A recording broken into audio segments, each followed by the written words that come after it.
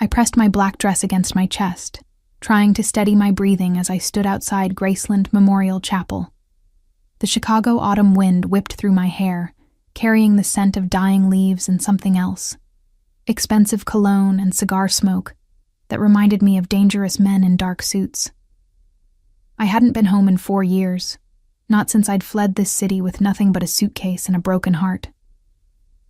The chapel doors loomed before me, their brass handles gleaming despite the overcast sky. Through the frosted glass, I could see shadows moving inside, mourners gathering to say goodbye to my sister, my twin, my identical twin who was supposed to be buried today after what everyone called a tragic car accident. Luna. My hands trembled as I reached for the door handle. The last time I'd seen her, we'd argued. I'd begged her to leave with me, to get away from the darkness that seemed to follow her everywhere. She'd laughed, that musical sound that was so exactly like my own, and told me I was being dramatic.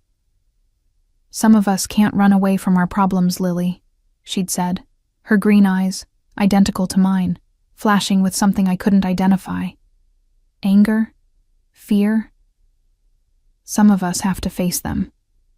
Now she was dead at 26, and I was walking into a room full of strangers to mourn a sister I'd barely known anymore. The heavy wooden door creaked as I pushed it open, and immediately I was struck by the overwhelming scent of white lilies, Luna's favorite flower. The chapel was packed with people I didn't recognize, all dressed in expensive black clothing that screamed money and power. I slipped into a back pew, hoping to remain invisible. The casket sat at the front of the room, closed and draped with more white lilies. I couldn't bring myself to look at it for long.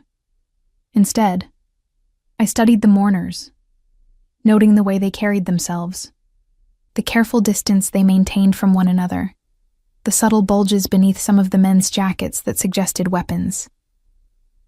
This wasn't the Luna I remembered. My sister had been a college student studying art history when I left. These people looked like they belonged to a different world entirely, a world of shadows and secrets and violence. A man rose from the front pew, and my breath caught in my throat. Tall, broad-shouldered, with dark hair perfectly styled despite his obvious grief. Even from behind, there was something commanding about his presence, something that made the other mourners sit a little straighter. When he turned to approach the podium, I saw his face for the first time. Logan Mitchell. I knew that name. Luna had mentioned him in her rare phone calls over the past 2 years. Her boyfriend, she'd said. Then fiancé. The man she was going to marry. But seeing him now, in his $1,000 suit with his cold blue eyes scanning the crowd like a predator assessing threats, I realized Luna had left out some crucial details about exactly who Logan Mitchell was. He spoke beautifully about Luna, his deep voice carrying easily through the chapel. He talked about her laughter, her passion for art, her kindness to animals. All true things about my sister, but delivered with the controlled precision of a man accustomed to being obeyed. There was something underneath his grief, something harder and more dangerous that made my skin prickle with awareness. When the service ended, I tried to slip out with the crowd. I'd paid my respects, said goodbye to Luna in my own way. I could catch a flight back to Portland tonight and pretend this entire day had been a nightmare. But as I reached the chapel doors, a hand closed around my upper arm. Miss Carter. I turned to find Logan Mitchell standing beside me, his blue eyes fixed on my face with an intensity that made my knees weak. Up close, he was even more imposing. At least 6'3" with the kind of athletic build that suggested he could break someone in half without breaking a sweat. His touch was gentle but firm, and I could smell his cologne now, something expensive and masculine that made my head spin. Mr. Mitchell. My voice came out steadier than I felt. I'm sorry for your loss. Luna spoke of you often.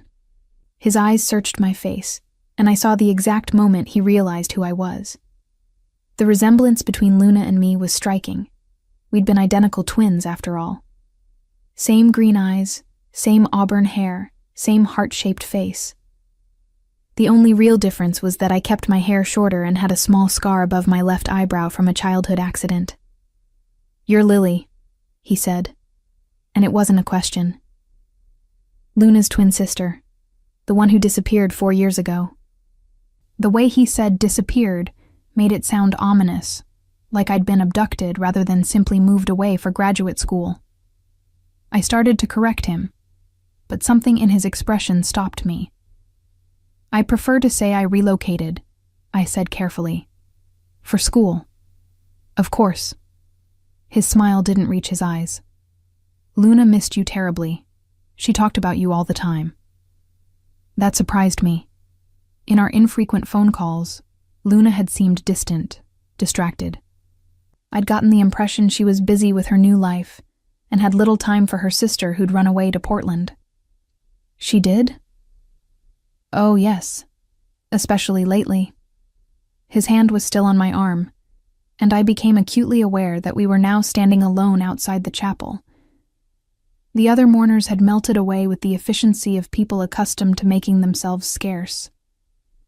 "In fact, she left something for you, in case anything ever happened to her." A chill ran down my spine. "In case anything happened to her? What do you mean?" Logan's expression darkened. "Why don't we discuss this somewhere more private? I'd like to buy you dinner. We have a lot to talk about." Every instinct I had screamed at me to refuse, to get in my rental car and drive straight to O'Hare Airport. But he'd said Luna left something for me, and there was something about the way he'd phrased it, "in case anything ever happened to her," that suggested my sister's death might not have been the simple car accident everyone claimed. "I appreciate the offer, but I have a flight to catch tonight." "Cancel it." His voice carried the absolute authority of a man who expected to be obeyed. "Trust me, Miss Carter. After what I have to tell you about your sister's death, you won't want to leave Chicago anytime soon." My blood turned to ice. "What do you mean about her death?" Logan glanced around the empty parking lot, then leaned closer to me. When he spoke, his voice was low and dangerous. "Luna wasn't killed in a car accident, Lily. She was murdered. The restaurant Logan chose was the kind of place I could never afford. All crystal chandeliers and white tablecloths, with a maitre d' who greeted Logan by name and immediately led us to a private dining room in the back. I felt underdressed in my simple black funeral dress, especially compared to the elegantly dressed women I glimpsed in the main dining room, who looked like they belonged in the pages of Vogue. "This is unnecessary," I said, as Logan held out my chair. "You could have told me whatever this is in the parking lot." "No," he said, settling into his own chair across from me. "I couldn't. What I'm about to tell you requires privacy, and probably alcohol." As if summoned, a waiter appeared with a bottle of wine that probably cost more than my monthly rent. Logan dismissed him with a subtle nod, and we were alone again. "Luna was murdered," I said without preamble. "That's what you said. By whom?" Logan poured wine into both glasses, his movements precise and controlled. "The Torino family. They've been trying to muscle in on Chicago territory for months. Luna got caught in the crossfire." "Territory?" I repeated slowly. "What kind of territory?" He met my eyes across the table. "The kind that comes with the Mitchell name, Lily. Your sister was engaged to marry into one of the most powerful crime families in Chicago." The wine glass slipped from my numb fingers, red liquid spilling across the white tablecloth like blood. Crime family. Mafia. My sweet artistic sister had been engaged to a mobster. "I can see you're surprised," Logan said dryly, producing a handkerchief to dab at the spreading stain. "Luna said you were always the naive one. She never told me." My voice came out as a whisper. "In her calls, she said you were in business. Import, export." "I am in business. Several businesses, in fact, some more legitimate than others." He signaled for another bottle of wine. "But you're right that Luna kept certain details from you. She was protecting you." "Protecting me from what?" "From this world. from the knowledge that would make you a target. His blue eyes were deadly serious, the same knowledge that got her killed. I pushed back from the table, my chair scraping against the hardwood floor. I need to leave. I need to go back to Portland and forget this conversation ever happened. Sit down, Lily. The command in his voice made me freeze halfway to standing. It wasn't a request. Please, he added, his tone gentling slightly. Sit down and let me explain. You're already in danger just by being here. Running won't help now. Reluctantly, I sank back into my chair. What do you mean I'm in danger? The Torinos know about you. They know Luna had a twin sister who's been living in Portland under the name Lily Carter instead of Lily Romano. My blood turned to ice. Romano was Luna's last name too. Our birth name, before I'd legally changed it to Carter when I turned 18. The name I'd abandoned along with everything else when I fled Chicago. How do they know that? Because they've been watching Luna for months, documenting everyone in her life. They have photos of you, Lily. Photos from your rare visits home, from your social media, from the private investigator they hired to track down Luna's family members. He reached into his jacket and pulled out a manila envelope, sliding it across the table to me. With trembling hands, I opened it. Inside were surveillance photos, dozens of them. Me leaving my apartment in Portland. Me at the coffee shop where I worked. Me at the grocery store, at the gym, walking my neighbor's dog. They'd been watching me for months without my knowledge. Why? I whispered. What do they want with me? Leverage, Logan said simply. Luna was helping me with some business matters that the Torinos wanted to stop. They thought threatening her family might convince her to back off. And when it didn't, they killed her. His voice was flat, emotionless, but I caught the flash of grief and rage in his eyes. Made it look like an accident. A drunk driver who ran a red light and slammed into her car. Except the drunk driver worked for the Torinos, and Luna's brake lines had been cut. I stared at the photos scattered across the table, my mind reeling.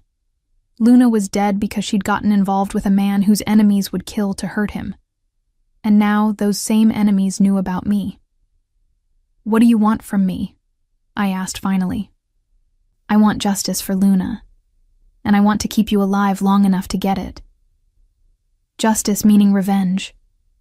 Justice meaning war. Logan's smile was cold and predatory. The Torinos think they can kill my fiancé and walk away. They're about to learn how wrong they are.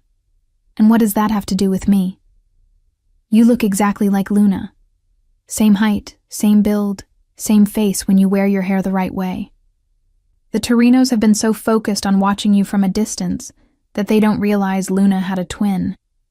As far as they know, Luna Carter is still alive. Understanding dawned on me with sickening clarity. You want me to pretend to be her. I want you to help me destroy the people who killed your sister. Luna left you something, Lily. Information, evidence, names and dates and financial records that can bring down the entire Torino operation. But she hid it well, and I need your help to find it. Why would she leave me anything? We barely spoke. Because she loved you, and because she knew if anything happened to her, you'd be next. Logan leaned forward, his voice intense. They're already looking for you, Lily. My men intercepted communications this morning. The Torinos sent a team to Portland 3 hours ago. The room spun around me. What? Your apartment building is being watched. Your coffee shop has been compromised. They know you're in Chicago, and they know you attended Luna's funeral. You can't go back to your old life because your old life no longer exists. I gripped the edge of the table, trying to steady myself.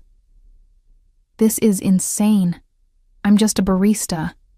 I don't know anything about crime families or evidence or any of this. You're Luna's twin sister. That makes you valuable to both sides of this war. Logan reached across the table and covered my hand with his.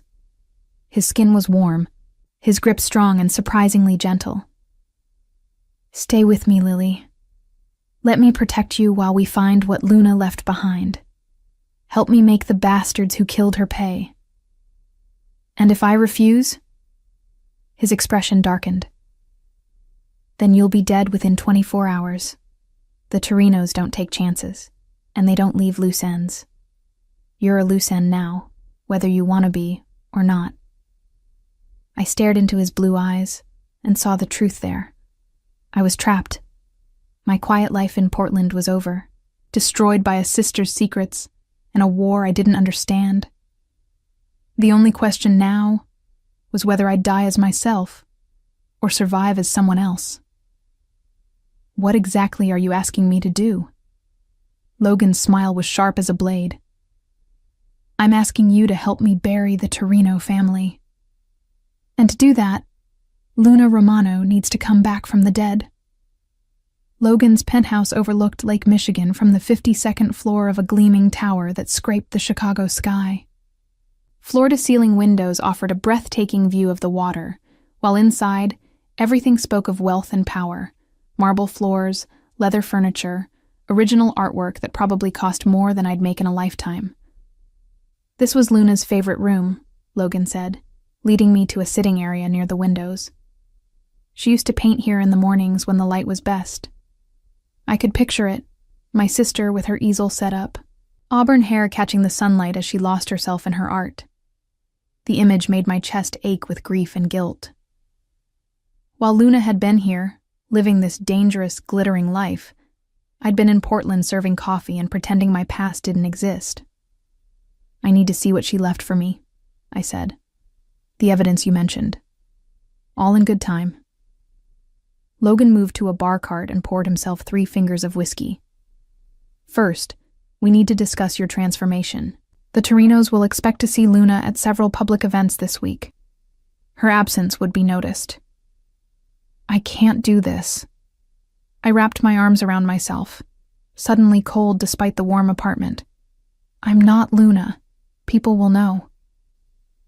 You're identical twins. With the right clothes, the right makeup, the right coaching, you could fool anyone who doesn't know her intimately. And what about people who do know her intimately? I gestured around the opulent apartment. This was her life. She had friends, routines, favorite places. I don't know any of that. Logan's expression softened slightly. She didn't have many close friends. Your sister was, cautious about letting people get too near. Occupational hazard of being with someone like me. There was pain in his voice when he said it, and I caught a glimpse of the man beneath the cold exterior. Whatever else Logan Mitchell was, he genuinely loved my sister. That knowledge made my next question even harder to ask. Were you faithful to her? He went very still, his whiskey glass halfway to his lips. Excuse me? Luna, were you faithful to her, or is this some elaborate scheme to replace your dead fiancée with her more convenient twin sister? For a moment, I thought he might throw the glass at the wall. Fury flashed across his features, transforming his handsome face into something genuinely frightening. When he spoke, his voice was deadly quiet. I loved Luna more than my own life. I would have died to protect her, and I'll spend the rest of my existence making the people who killed her pay for what they did. Don't ever suggest otherwise. The raw pain in his voice convinced me more than any declaration could have. Logan Mitchell might be a criminal, but his grief was real. I'm sorry, I said quietly. I had to ask. He drained his whiskey in one gulp, then set the glass down with careful control. Luna's clothes are in the master bedroom. Her makeup is in the bathroom. Tomorrow morning, my stylist will come to help with your hair and teach you how Luna wore it.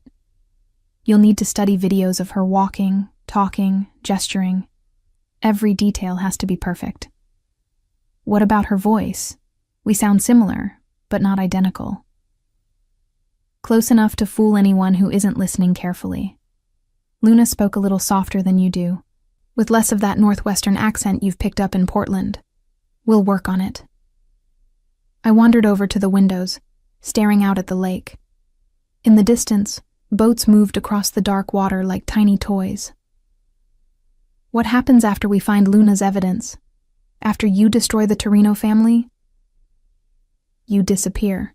New identity, new life, somewhere far from Chicago. I'll make sure you have enough money to start over comfortably. And you? I continue running my business empire and trying to forget I ever had a heart to break. I turned to study his profile. Even in grief, Logan Mitchell was devastatingly attractive. The kind of man who could have any woman he wanted. But he'd chosen Luna, my beautiful, artistic sister, who'd somehow found her way into his dangerous world. Tell me about her, I said. Tell me about Luna and how she ended up here. Logan was quiet for so long I thought he wouldn't answer. When he finally spoke, his voice was distant, lost in memory. She was working at an art gallery downtown. I went there for a charity auction 2 years ago. My lawyer insisted I needed to improve my public image. She was giving tours, and I watched her talk about a painting like it was the most beautiful thing she'd ever seen. Her whole face lit up. I'd never seen anyone so passionate about something so innocent. And you pursued her. I couldn't stay away. She was like sunlight in a world that had been dark for too long. He laughed bitterly. She told me later that she knew exactly who I was from the first night. Said she'd looked me up online after I left my business card. But she stayed with you anyway. She said everyone deserved a chance at redemption. That love could change people. Logan turned to meet my eyes. She was wrong about that. I'm exactly what I've always been. But for 2 years, she made me want to be better. The grief in his voice was devastating. I found myself taking a step toward him before I caught myself. This man was dangerous, a criminal who solved problems with violence. But he'd loved my sister, and Luna had loved him in return. That had to count for something. Show me her room, I said. If I'm going to pretend to be Luna, I need to understand who she'd become. Luna's bedroom was a study in contrasts. Expensive furniture mixed with personal touches that reminded me of the sister I'd known. Her easel stood in one corner, a half-finished painting of the Chicago skyline still clipped to it. Bookshelves lined one wall, filled with art history texts and romance novels. Her jewelry box sat on the dresser, familiar pieces mixed with others I'd never seen. A diamond engagement ring that probably cost more than a house. Pearl earrings that looked like family heirlooms. The ring was my grandmother's, Logan said, noticing my stare. Luna said she felt honored to wear it. I picked up a framed photo from the nightstand. Luna and Logan at what looked like a formal event. She was wearing a red evening gown that made her skin glow, her hair swept up in an elegant chignon.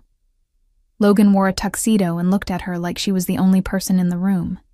They looked happy, in love, normal, despite the dangerous world they inhabited. When is the first event I need to attend? I asked. Tomorrow night. A charity gala at the Palmer House.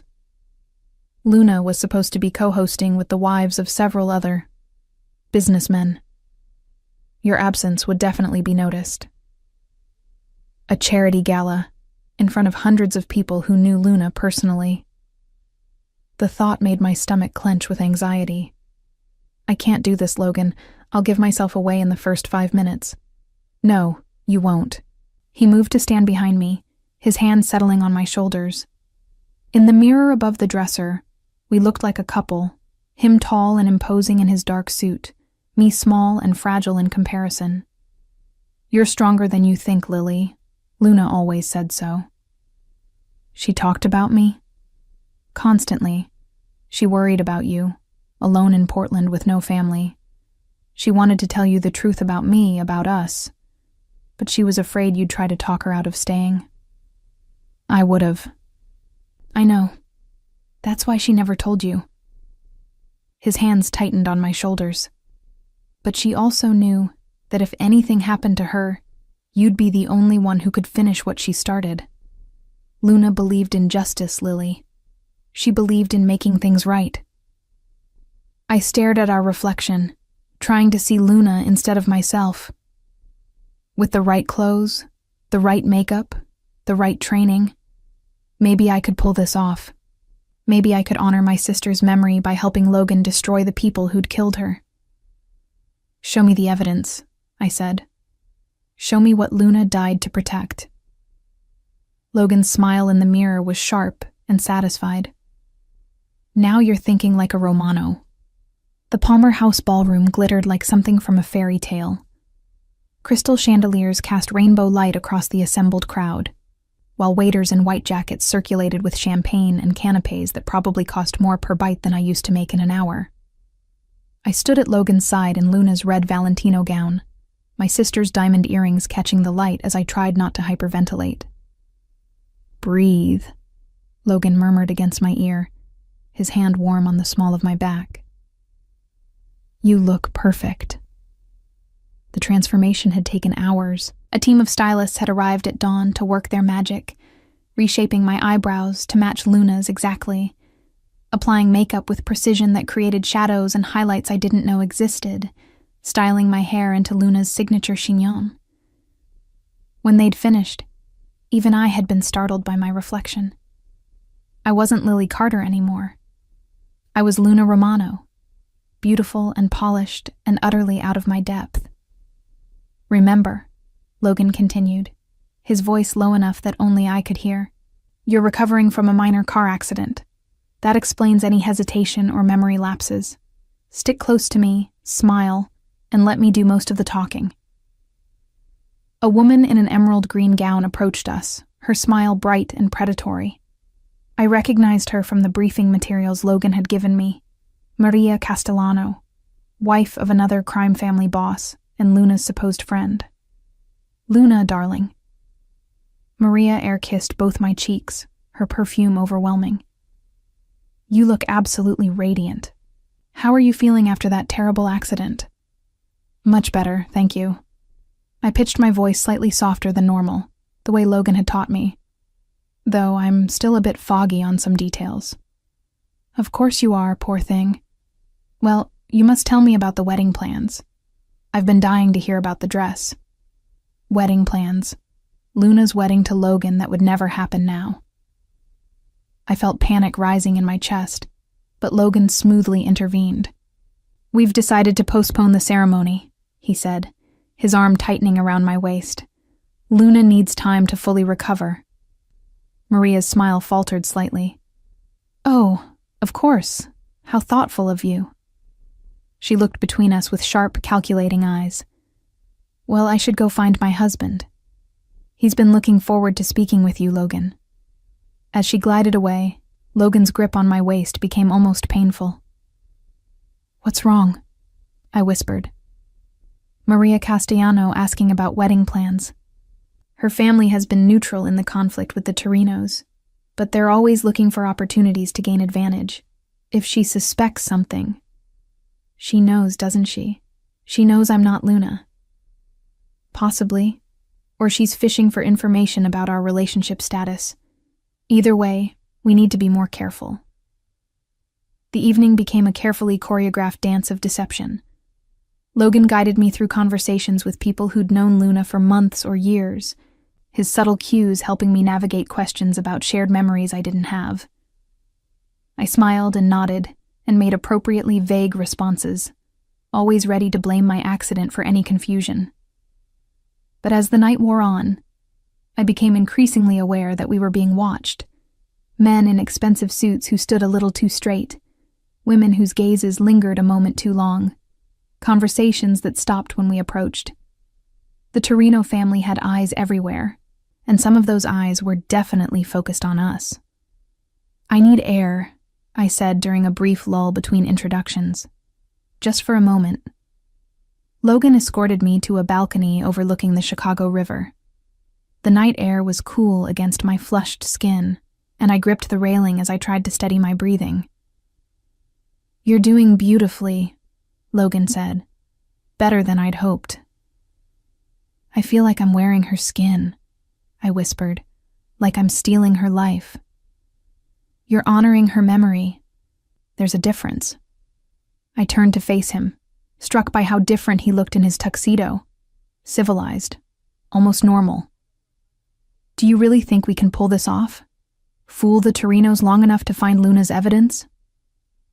I think your sister was smarter than any of us gave her credit for.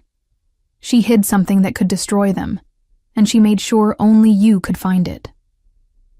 Logan stepped closer, his blue eyes intense. The question is whether you're brave enough to see this through. I'm terrified, I admitted, but I want them to pay for what they did to her. Luna deserved better than to die in some gang war she never asked to be part of. She chose to be part of it when she chose me. Did she? Or did you just make that choice for her when you fell in love? Logan was quiet for a long moment. Maybe both. I know I brought danger into her life. I know she'd still be alive if she'd never met me. I have to live with that. The pain in his voice made my chest ache. Without thinking, I reached out and touched his arm. She loved you. Whatever else happened, she chose to stay because she loved you. His hand covered mine on his arm, warm and strong. And what about you, Lily? What are you choosing? The question hung between us in the cool night air. What was I choosing? Revenge for a sister who'd been murdered?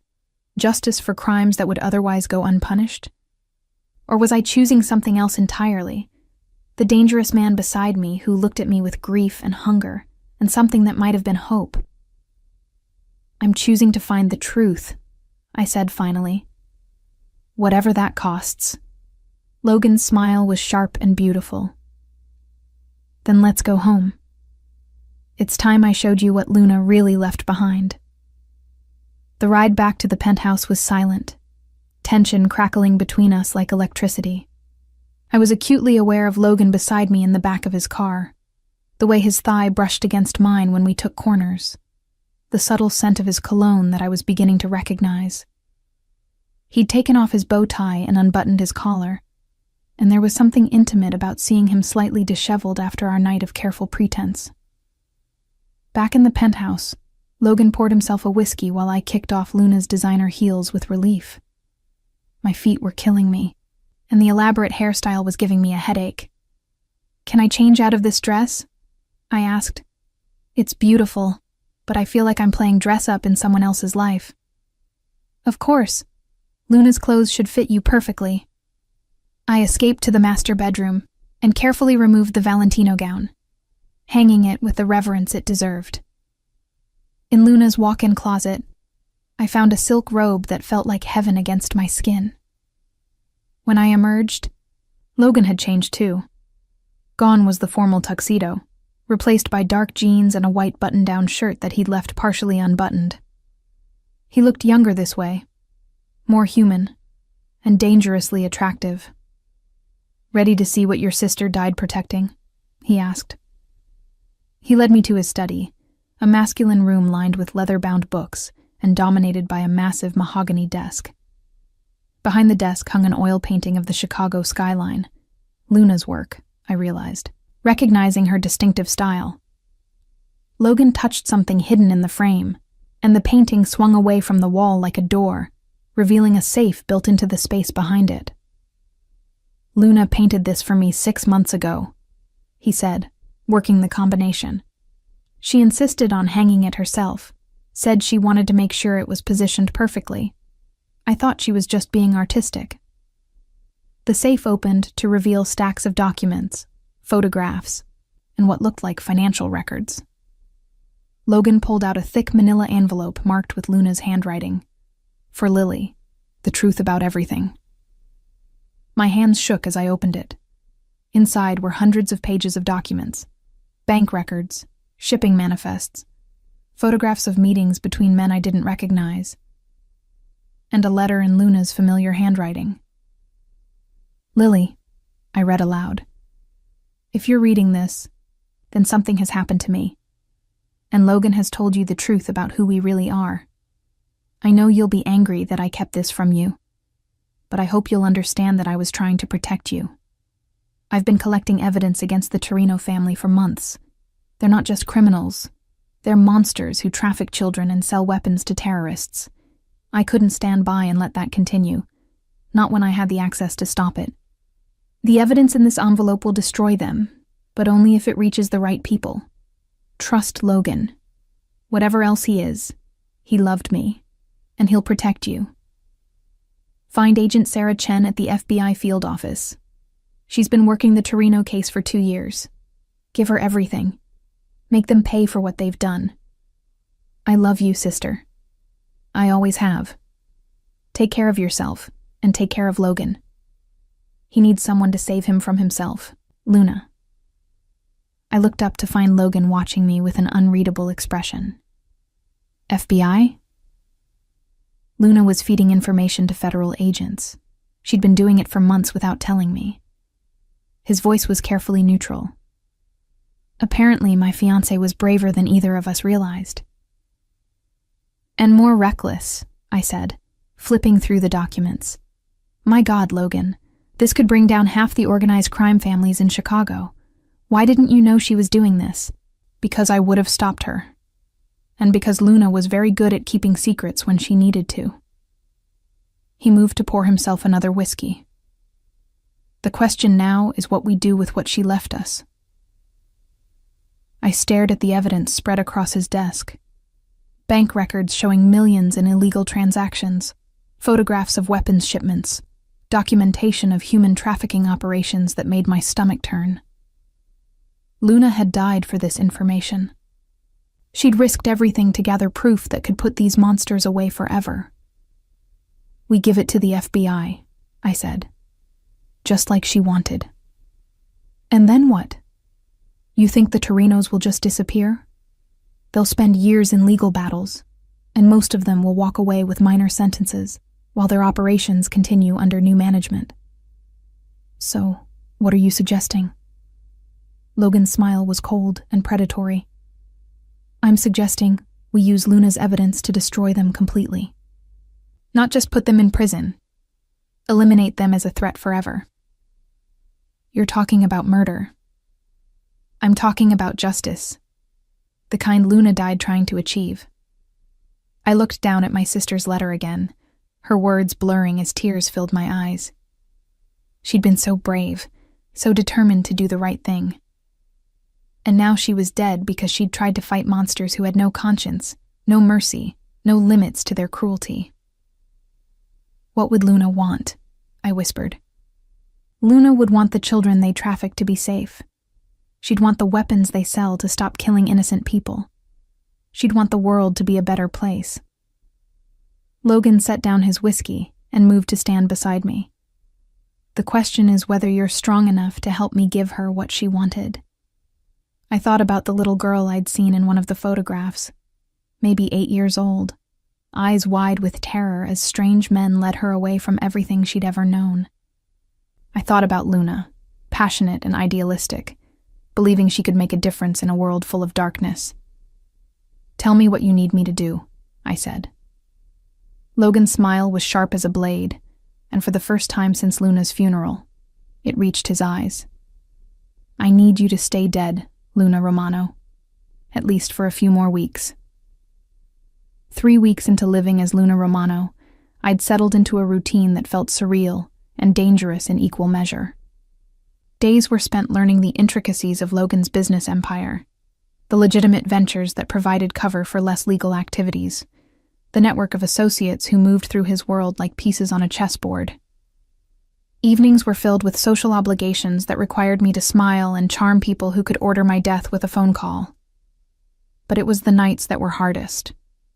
Alone in Luna's bedroom, surrounded by her belongings and memories, I struggled to maintain the boundaries between who I was and who I was pretending to be. Logan had been patient with my mistakes, protective when others got too curious, and increasingly present in ways that made my pulse race. He'd taken to working late in his study just down the hall from Luna's room, and I often fell asleep to the sound of his voice on phone calls conducted in rapid Italian. Tonight was different. Tonight, we were finally ready to spring our trap. The Torinos have agreed to a meeting, Logan said, adjusting his cufflinks as we prepared to leave the penthouse. They think Luna has information they want, details about my operations that could give them leverage, They don't know she's been dead for 3 weeks. I smoothed down the black cocktail dress I'd chosen, one of Luna's, of course, that fit me like it had been made for my body. And you're sure they'll come alone? Anthony Torino doesn't trust anyone enough to bring backup to something this sensitive. He'll have 1 bodyguard, maybe 2. Nothing we can't handle. The casual way Logan discussed potential violence still made my stomach clench. Over the past 3 weeks, I'd seen glimpses of the man beneath the polished exterior, the one who solved problems with calculated brutality, who commanded absolute loyalty through a combination of fear and respect. But I'd also seen him gentle with elderly staff members, generous with children at charity events, and devastatingly tender in unguarded moments when grief overwhelmed his careful control. What if this goes wrong? I asked. What if they realize I'm not Luna? Logan moved to stand behind me as I checked my appearance in the hallway mirror. His hands settled on my shoulders, warm and steady. Then we improvise. But you won't give yourself away, Lily. You've been flawless these past few weeks. Maybe too flawless. The problem with pretending to be someone else was that sometimes the lines blurred. I caught myself thinking like Luna, moving like her, even dreaming in her voice. And worse, I was developing feelings for the man she'd loved. Feelings that had nothing to do with grief or shared danger, and everything to do with the way Logan looked at me when he thought I wasn't watching. The meeting was set for midnight, at a warehouse in an industrial district that looked like something from a noir film. Logan's men had arrived hours earlier to sweep the location and position themselves strategically.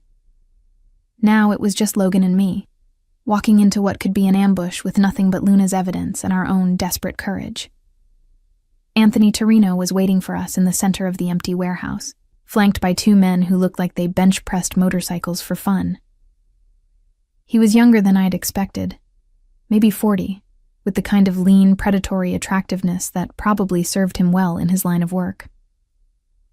Logan Mitchell, Torino said, his voice carrying a slight accent that spoke of old country roots. And the lovely Luna Romano. You're looking remarkably well for someone who died in a car accident 3 weeks ago. My blood turned to ice. They knew. Somehow, they knew Luna was dead, and I was an imposter. But Logan didn't even blink. Death has been greatly exaggerated, as you can see, though your attempt to arrange it was noted. My attempt? Torino laughed, a sound like breaking glass. Please, Logan. We both know Luna's death was regrettable collateral damage. We were aiming for you. And missed. How embarrassing for your reputation. The tension in the warehouse was thick enough to cut. I stood frozen between the 2 men, acutely aware that one wrong word could trigger violence that would leave all of us dead. But perhaps we can discuss more pleasant topics, Torino continued, his eyes fixed on me with uncomfortable intensity.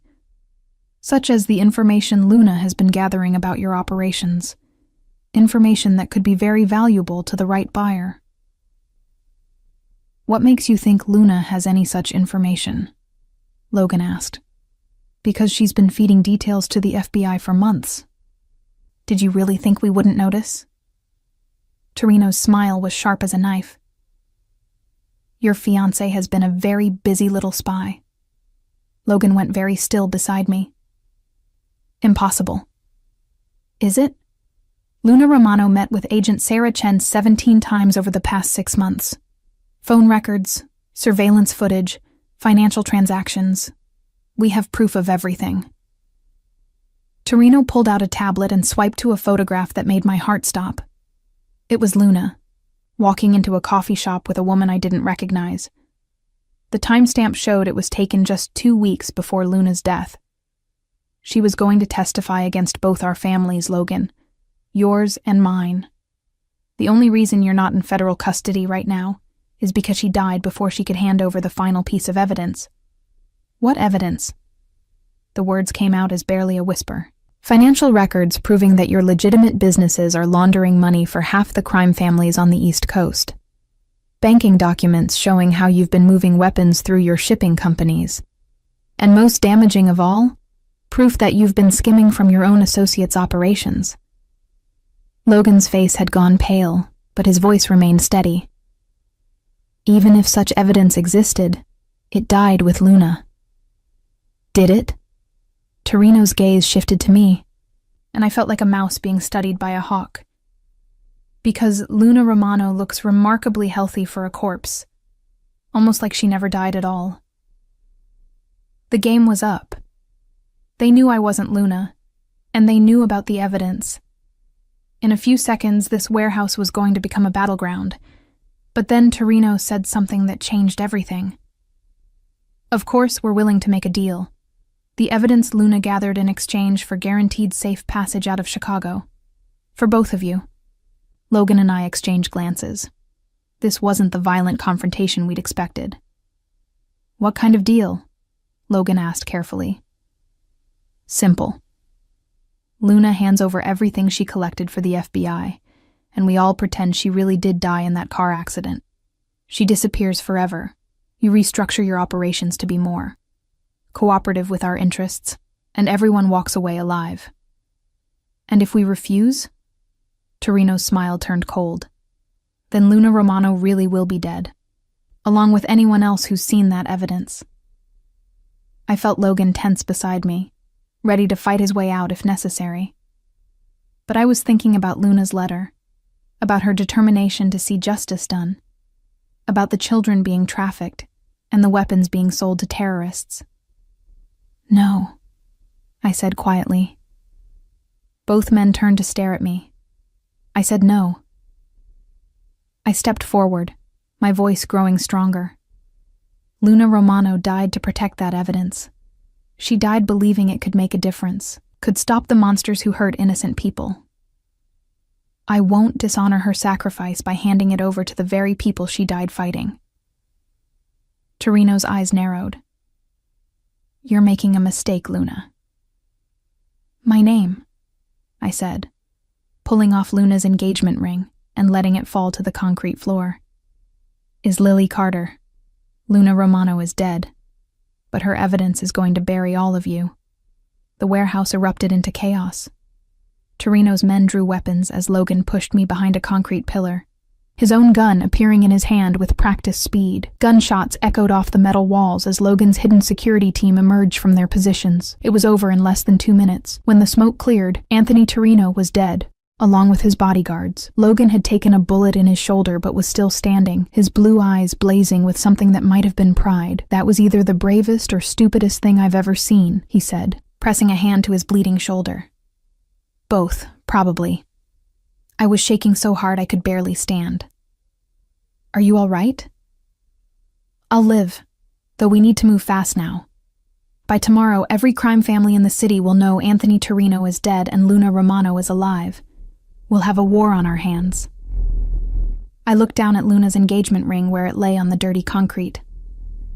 "Good. Let them come. Luna's evidence goes to the FBI tomorrow morning, and then we finish what she started." Logan stared at me for a long moment, and I saw something shift in his expression. The careful distance he'd maintained, the protective walls he'd built around his grief, they were crumbling. "Who are you?" he whispered. "I'm Lily Carter," I said firmly, "and I'm going to make sure my sister's death meant something." 6 months later, I stood in the garden of Logan's new house, a sprawling estate in the suburbs that was as far from his old penthouse as possible. The October air carried the scent of dying leaves and wood smoke, and in the distance, I could hear the sound of children playing in a nearby park. The FBI had acted swiftly on Luna's evidence. Within weeks of Agent Chen receiving the documents, indictments had been handed down against dozens of crime family members across the Midwest. The Torino organization had been completely dismantled, their assets seized, their operations shut down permanently. Other families, seeing which way the wind was blowing, had either fled the city or attempted to go legitimate to avoid similar fates. Logan had done something even more radical. He'd walked away entirely. "The lawyers say the last of the asset transfers will be complete next week," he said, joining me on the garden path. His arm was still in a sling from the warehouse shooting, but the doctors said he'd have full mobility back soon. "Any regrets?" I asked, studying his profile in the afternoon light. "About leaving the family business?" "No." "About the people I hurt along the way?" He was quiet for a moment. "Every day. But Luna was right. Redemption is possible if you want it badly enough." The past 6 months had been a whirlwind of testimony, legal proceedings, and very careful negotiations with federal prosecutors. Logan's cooperation in bringing down his former associates had earned him immunity from prosecution, but it had also made him a target.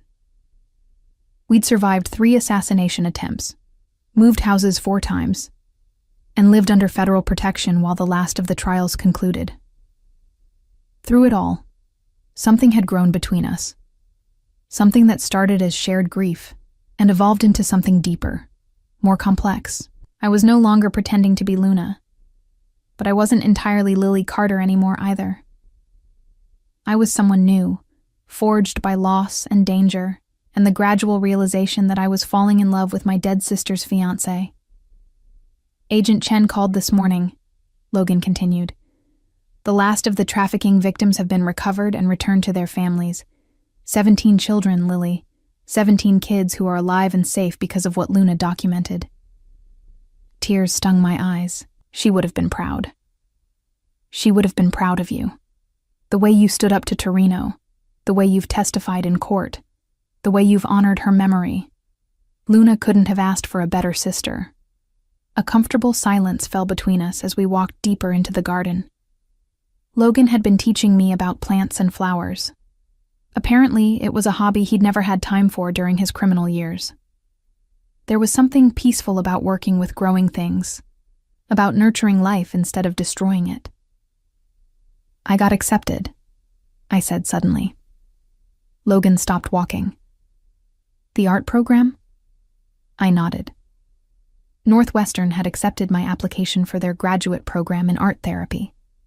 It felt like the right choice, using creativity to help people heal, the way Luna had always believed art could change the world. "Classes start in January, 2 years for the degree, then I can start my own practice."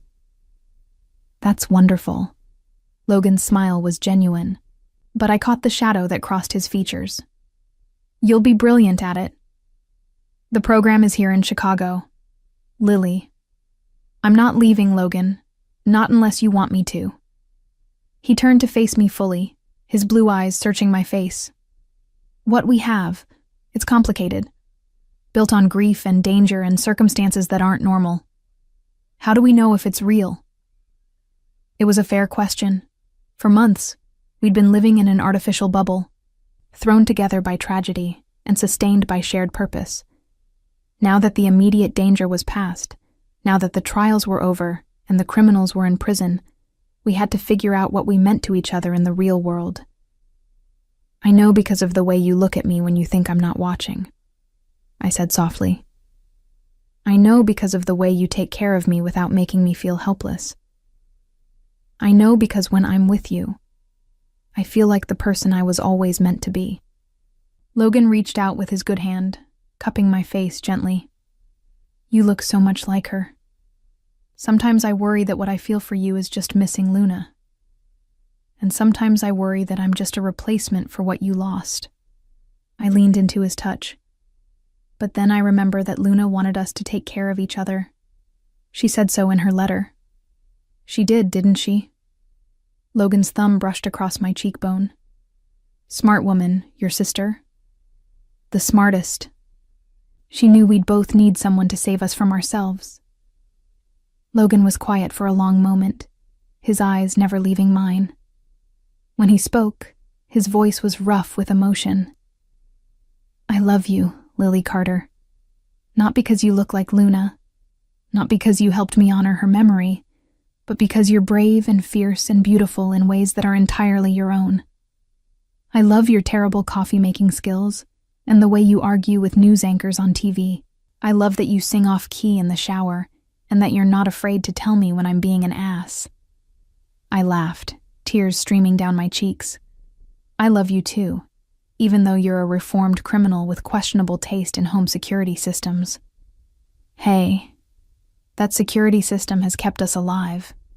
True. I stood on my toes to kiss him, tasting the promise of a future neither of us had expected to have. So what now? Now we figure out how to be normal people. I'm thinking of opening a legitimate import business. Luna always said I had good instincts for international trade. What do you think about being the wife of a boring businessman? Wife? My heart stuttered. Logan pulled a small velvet box from his pocket with his good hand. Inside was a simple solitaire diamond. Beautiful but understated. Nothing like the ornate family ring Luna had worn. "This is yours," he said. "Not Luna's, not anyone else's. Just yours, if you want it." I stared at the ring, thinking about the journey that had brought us here. 6 months ago, I'd been a barista in Portland, living a quiet life and avoiding my past. Now I was engaged to a former crime boss who'd given up everything for love and redemption. "What would Luna say?" I whispered. Logan smiled, and for the first time since I'd known him, there was no shadow of grief in his expression. "She'd say it's about time we stopped being idiots and admitted we belonged together." I held out my left hand, watching as he slipped the ring onto my finger. It fit perfectly, like it had been made for me. "Mrs. Mitchell," Logan said, testing the words.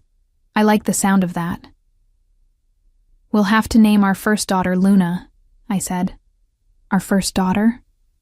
"Well, we need to start somewhere. Luna always said she wanted to be an aunt." Logan laughed, the sound free and joyful in a way I'd never heard before. "Then I guess we'd better get started on making that happen." As the sun set over Chicago, casting long shadows across the garden, I thought about Luna and the choices that had brought us here. She'd died believing in love and redemption, in the possibility that people could change and that justice could prevail. She'd been wrong about some things. Love couldn't save everyone, and the world would always have more darkness than any one person could fight. But she'd been right about the important things. She'd been right that Logan Mitchell was worth saving. She'd been right that I was stronger than I knew. And she'd been right that sometimes the most unlikely love stories were the ones that lasted forever. In the pocket of my jacket, I still carried the letter she'd left for me. The paper was worn soft from handling, the words memorized but no less precious for their familiarity. At the bottom, in Luna's careful handwriting, was a postscript I'd never shared with Logan. "P.S. If you fall in love with him, don't feel guilty. I always thought you two would be perfect for each other. Just promise me you'll be happy. That's all I ever wanted for you, to be happy. L." I smiled, looking up at the first stars appearing in the darkening sky. "I promise, Luna. We're going to be so happy." And for the first time since this whole nightmare began, I truly believed it.